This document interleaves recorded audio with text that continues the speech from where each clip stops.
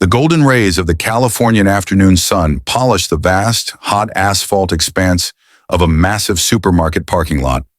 The air was thick with the day's inevitable blend, the sharp tang of exhaust fumes from passing cars, the heavy aroma of fried potatoes and oil wafting from the nearby fast food joint, and the sound of hurried footsteps from people caught in their endless hustle. The metallic screech of shopping cart wheels mingled with the cheerful, or sometimes stressed, chatter of families grappling with children's demands or discussing the satisfaction of their weekly haul. Car doors slammed shut, releasing blasts of conditioned air as people, relieved to have completed their grocery missions or rushing to the next stop in their daily grind, moved purposefully. Amidst this ordinary, noisy, almost chaotic flow, in a forgotten, secluded corner, farthest from the store entrance, a spot most people hurried past without a second glance, sat an elderly man named Walter, weathered by life, perched on the cool concrete curb. His clothes were faded from countless washes and sun exposure, thinning in places. His shoulders slumped visibly, weighed down not just by age, but by the invisible burdens, the losses, and the unending hardships he carried. Across his knees rested a worn piece of cardboard, its edges frayed, bearing uneven, crudely drawn letters. "Help for me and my best friend. God bless you." This simple sign was his silent plea, a tentative hand extended to the world. But Walter wasn't entirely alone in this crowded solitude. Beside him lay Buddy, a medium-sized street dog with patchy, dirty brown fur, but intelligent, ever-watchful eyes, bound to him by an unwavering loyalty and affection. Buddy was like Walter's shadow given form. He scanned the surroundings attentively, his ears perking at the slightest sound, yet never straying even an inch from his owner's side. Whenever Walter's tired, calloused hand reached down, almost involuntarily, to stroke Buddy's soft head or back, the dog's tail would thump gratefully against the concrete curb a few times, making a dull sound. It was a tangible manifestation of their unspoken, invisible bond, a quiet, warm solace they offered each other against the harsh blows of life. Buddy was the only steady anchor in Walter's turbulent sea of life. He had lost his beloved wife to a relentless illness years ago. His children had grown, built their own lives, and scattered to distant cities. Calls became infrequent. Visits ceased altogether. He'd lost the job he held for many years, pretexted by an economic crisis, and subsequently, due to mounting debts, lost his modest home too. He had found Buddy on one of those darkest nights when he felt he'd hit rock bottom, when life felt utterly meaningless, a mere burden. A night he was shivering uncontrollably in a cold corner of this very parking lot, convinced by high fever and the gnawing exhaustion of hunger that he wouldn't see the morning. That's when Buddy appeared, dirty, thin, ribs showing, but with a stubborn spark of life gleaming in his eyes.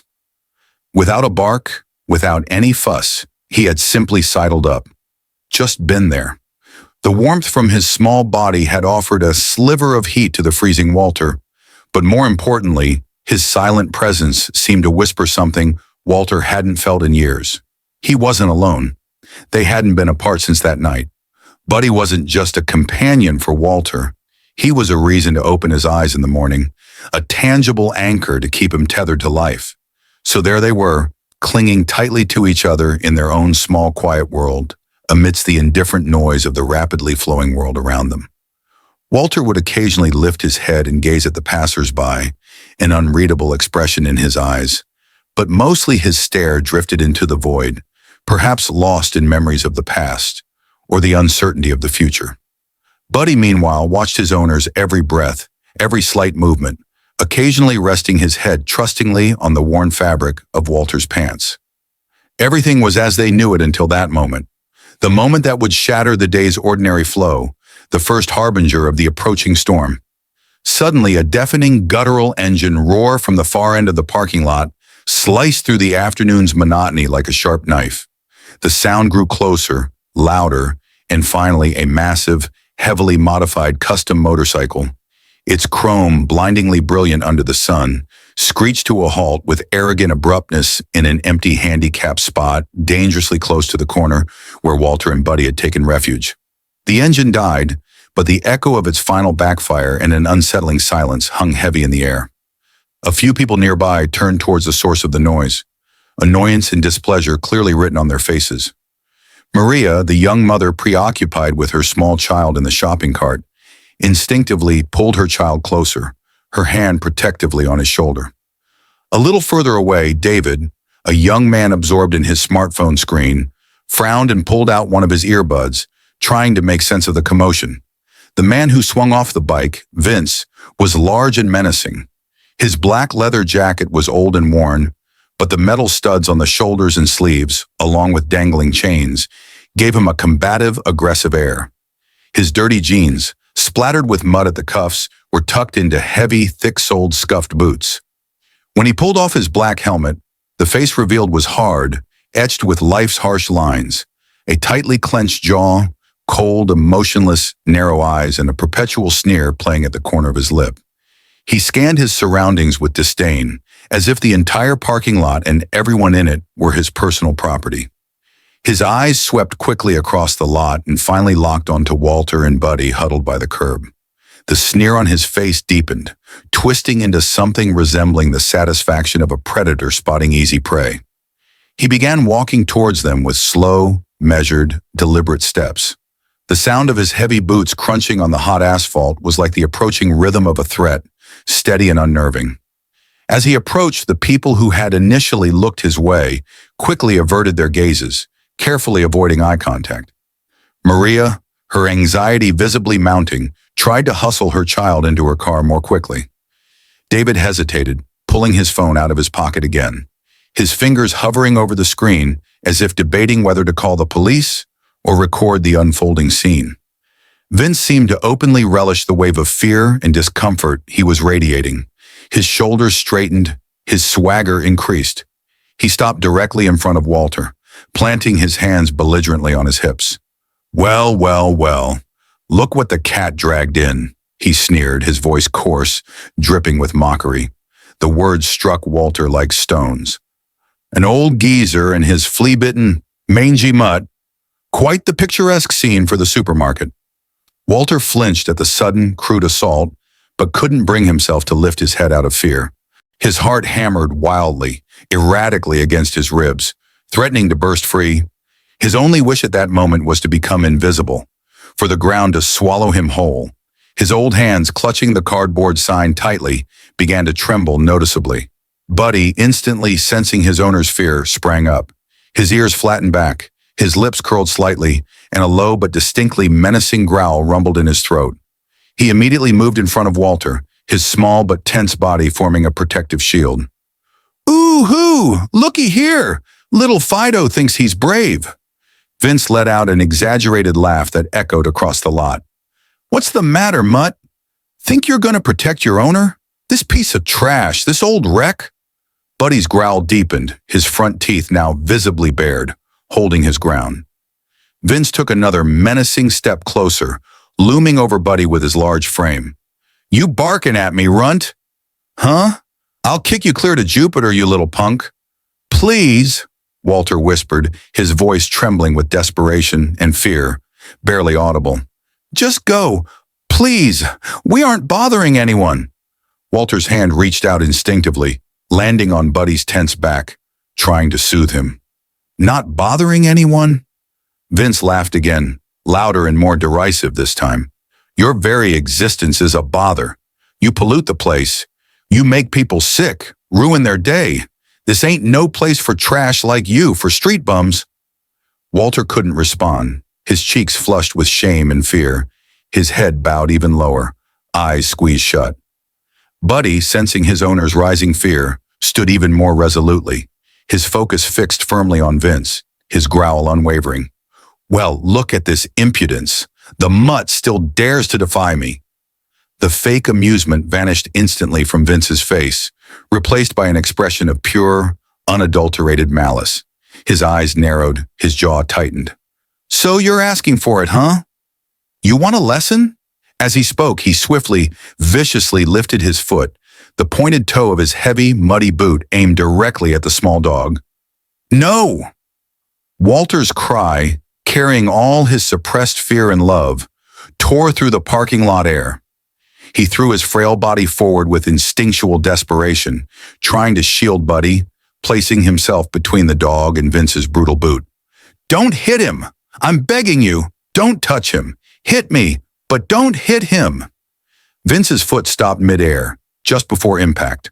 Walter's desperate, self-sacrificing act seemed to surprise him, but mostly it amused him. His laughter this time was higher-pitched, crueler. "Wow, the old fool is sacrificing himself for his worthless mutt. How touching! Brings tears to my eyes." He laughed again, the ugly sound echoing. "Maybe I ought to teach you a lesson first, huh? What do you say?" He paused, his eyes flicking between Walter and Buddy. "Or maybe I should teach you both a lesson you won't forget." The atmosphere was no longer just tense. It was palpably dangerous. The vicious glint in Vince's eyes was a clear sign that violence was imminent. Maria held her breath in fear, shrinking behind her car door. David, despite his trembling hands, raised his phone and started recording, a mixture of fear and a sense of duty on his face.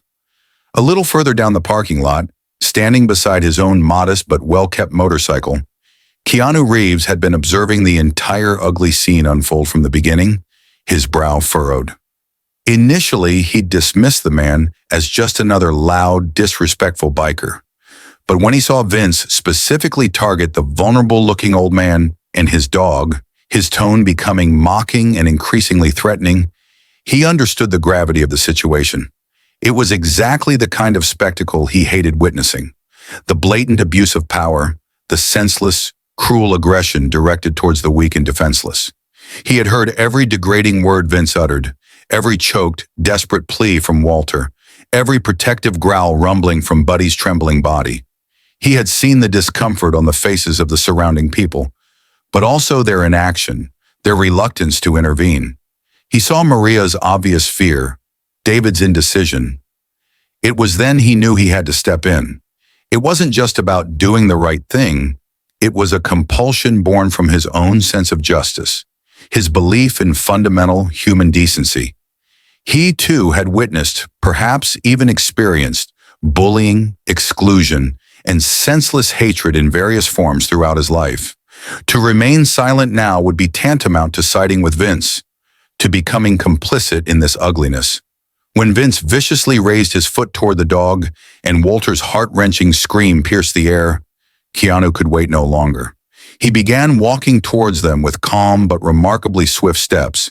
His posture was resolute, his steps purposeful, his face devoid of anger or fear, just a cool, calm expression. As he approached, Vince was just about to make his second, more menacing move towards Walter. "Enough!" Keanu's voice cracked through the tense air like a whip. It wasn't particularly loud or low, but it carried an undeniable authority, an unquestionable finality. Vince's movement froze, as if hitting an invisible wall.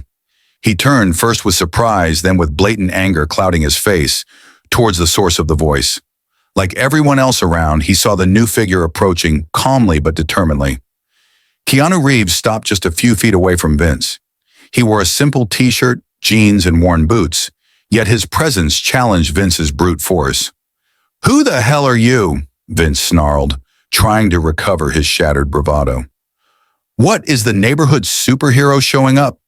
He laughed mockingly, though his voice trembled slightly. "Looks like Hollywood's come down to the pavement today." Keanu completely ignored Vince's crude provocation. His gaze remained calm but piercingly sharp, locked onto Vince's eyes. "What's happening here?" he stated in a clear, steady voice, "is wrong. I told you to leave them alone." Vince put his hands back on his hips, taking a challenging step forward. "And what if I don't, huh? What are you gonna do about it, movie star? Gonna throw some fancy punch at me?" Keanu didn't move an inch. His stance remained calm. "Violence seems to be your method, not mine," he said. His tone wasn't judgmental, merely observational. "I'm just saying, I won't stand here and watch you bully and terrify someone much weaker than yourself and his innocent animal." His gaze briefly flickered towards Walter and Buddy, who had sought refuge behind Walter's legs, then returned to Vince. "What you're doing, it's not just wrong, it's a pathetic display of weakness." "Weakness?" Vince laughed hysterically. They're the weak ones. Look at them. They're the dregs of society. He gestured contemptuously towards Walter and Buddy. Keanu shook his head slightly, a flicker of sadness crossing his face. Maybe life has been incredibly cruel to them. Maybe they're going through hard times.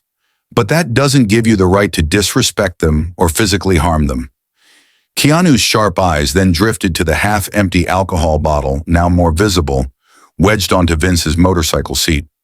And the source of this phony courage you're displaying seems pretty obvious. This unexpected and direct implication momentarily stunned Vince. His face flushed red. What do you know about me? He stammered, his self-assurance faltering. What I see right now is enough, Keanu replied, his tone unchanged. I see a man filled with anger, maybe attacking those he perceives as weaker to escape his own pain and failures. But this isn't a solution, Vince. It just spreads more darkness around you and within you. Meanwhile, the crowd of curious onlookers had grown larger. People were whispering, some now boldly filming the confrontation with their cell phones. The invisible power of social media was creating mounting pressure on Vince. Vince felt trapped. Keanu's unexpected, unshakable resolve, the silent but judging stares of the surrounding crowd. His anger flared again, but this time it was mixed with desperation and panic. Suddenly, he lunged down violently and snatched an empty glass beer bottle from the ground, where he'd apparently discarded it earlier. He smashed the neck of the bottle against the asphalt, brandishing the jagged edge forward, aiming it at Keanu with a trembling hand. "I told you to stay away from me," he yelled, his voice now shaking with a mixture of fear and rage. "Get back, or you'll meet this!" A palpable wave of fear rippled through the crowd. Several people took a step back. Maria gasped, covering her mouth with her hand to stifle a scream. David's hand holding the phone shook, but he didn't stop recording. Walter instinctively tried to pull Buddy further behind his legs, shielding him with his own body. Keanu, however, remained astonishingly calm. He didn't retreat. His eyes never left Vince's. His expression held no fear, but rather a kind of sadness, a disappointment at the tragic turn of events. "That bottle," Keanu said softly, his voice almost soothing, "isn't going to solve your problems. On the contrary, it's only going to create bigger, irreversible problems. For yourself. Right now." Vince hesitated. The knuckles gripping the broken bottle were white. His eyes darted between Keanu and the surrounding crowd. Just then, a sharp, piercing whistle cut through the air from the other end of the parking lot. Frank, the security guard, an older man nearing retirement but looking spry with years of experience, was approaching rapidly, radio in hand. His uniform was a bit faded, but his posture was confident and authoritative. "Hey, you!" Frank shouted, his voice surprisingly loud and commanding for his age. "Drop that bottle right now. Immediately." Vince looked towards the approaching security guard in surprise. He was now under pressure from two fronts: Keanu's calm but unyielding presence and Frank's official authority. He froze, unsure what to do. And in that very moment of indecision, an unexpected hero stepped onto the stage again. Buddy. The small, loyal dog, as if wanting to help his owner and the stranger defending them, gathered all his courage, darted forward, and began barking sharp, defiant, incessant barks directly at Vince, the sound echoing across the parking lot. This wasn't just the ordinary barking of a dog. It was a cry of innocence, loyalty, and courage rising against brute force. Buddy's unexpected, bold, and continuous outburst caught Vince completely off guard. He froze for a second, staring dumbfounded at the barking dog, his hand holding the bottle loosening slightly. Keanu expertly seized this critical moment. "See?" he said calmly but effectively, his voice sharper now. "Real courage isn't the same as bullying, as thuggery. Even this little dog possesses more honor, more heart than you do. You still have a choice, Vince. Do the right thing before you make an irreversible mistake." Keanu's striking words, Frank's determined approach, Buddy's relentless, courageous barking, and the silent but intense pressure from the surrounding people. It all became too much for Vince to bear. The artificial bubble of his anger burst, replaced by a deep sense of shame and overwhelming defeat. He slowly, almost unconsciously, lowered the broken bottle and let it drop to the ground. The sound of glass hitting concrete echoed in the tense silence. His shoulders slumped completely. Unable to meet anyone's gaze, he turned around, walked quickly but unsteadily towards his motorcycle, put on his helmet, started the engine with a roar, and sped away from the parking lot. He left behind a crowd whose tension was slowly dissipating, replaced by relief and a quiet atmosphere of respect. There was a brief moment of absolute silence in the parking lot, followed by a collective sigh of relief, as if everyone had been holding their breath simultaneously. Frank approached Walter and Keanu, a professional concern on his face. "Are you folks okay? Need anything? Should I call an ambulance?" Walter, still reeling from the shock, shook his head. No. We're all right now. Thank you so much." Frank then turned to Keanu and gave a nod of acknowledgement. "Thanks for stepping in, sir. Things could have gotten ugly." Keanu returned the nod humbly. "You got here just in time, thank you." While Frank radioed the situation into his headquarters and motioned for the remaining crowd to disperse, Keanu knelt beside Walter. Without hesitation, Buddy immediately began gratefully licking Keanu's outstretched hand. Keanu smiled genuinely, petting the dog's head. "You're a very brave friend, little guy." Then he turned back to Walter, genuine concern in his eyes. "Are you absolutely sure you're all right, Walter?" Tears started streaming down Walter's face. Tears not of fear this time, but of relief and gratitude. He nodded. Yes, we're okay now.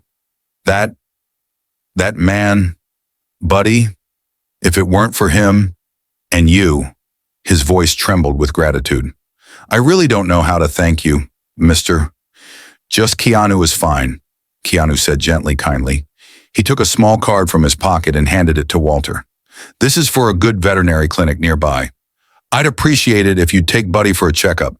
Maybe he needs a shot or something else. All expenses are covered by me. Don't worry." Then he pulled a wad of bills from his pocket, folded the money, and pressed it into Walter's hand. "And this is for both of you. Please accept it. Get yourselves a hot meal, maybe find a safer, warmer place to rest your heads tonight." Walter's old hands were still trembling as he took the money and the card. His eyes were fixed on Keanu's face, looking at him with disbelief. But Mr. Keanu, I can't accept this. This is too much. Please," Keanu insisted, though his voice remained gentle. He lightly covered Walter's hand with his own. "It's not a gift. It's just what should be.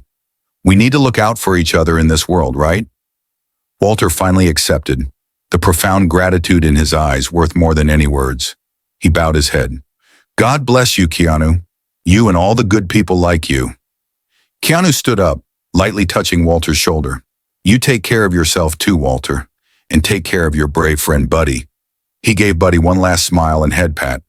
The surrounding crowd had begun to disperse quietly, but some still watched Keanu with admiring and thankful gazes.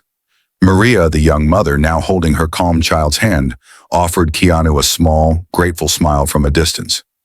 David had put his phone away, a thoughtful expression on his face, perhaps contemplating the events he had just witnessed.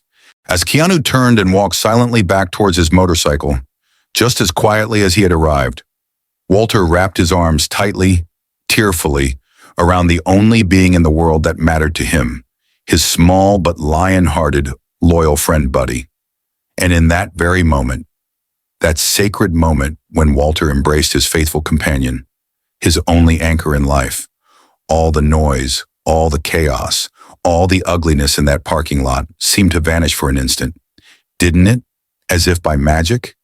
In that instant, there was only pure love, unconditional gratitude, and a tiny yet incredibly powerful spark of hope, capable of blooming even in life's harshest moments.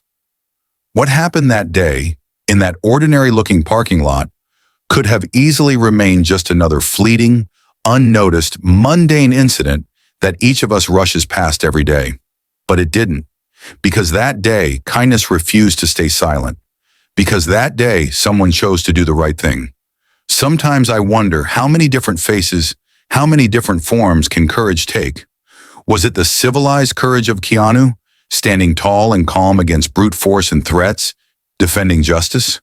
Or was it the quiet, deep courage of Walter, clinging to life despite losing everything, unhesitatingly throwing himself forward to protect the most precious being he had left?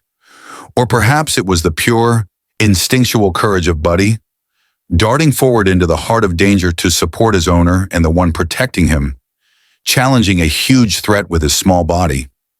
Maybe even the responsible courage of Frank, the security guard, just doing his job, using his authority at the right time. They were all different, yet all equally valuable, equally inspiring. Perhaps this story whispers something to us, that within each of us, whether we realize it or not, lies the potential to make a positive difference in someone else's life.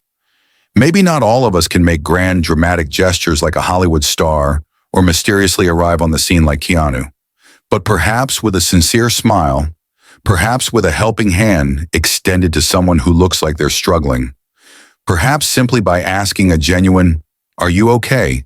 swing, or maybe, simplest of all, by just not ignoring someone in distress. We can plant that tiny, yet potentially powerful seed of kindness.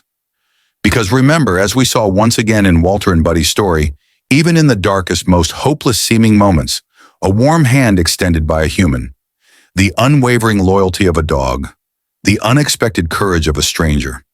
These are the miraculous things that still make the world worth living in, that keep hope eternally green. Who knows, maybe someone walking right past you, suffering silently, needs to be noticed, needs a quiet helping hand. Maybe the next unexpected hero could be you. What do you say?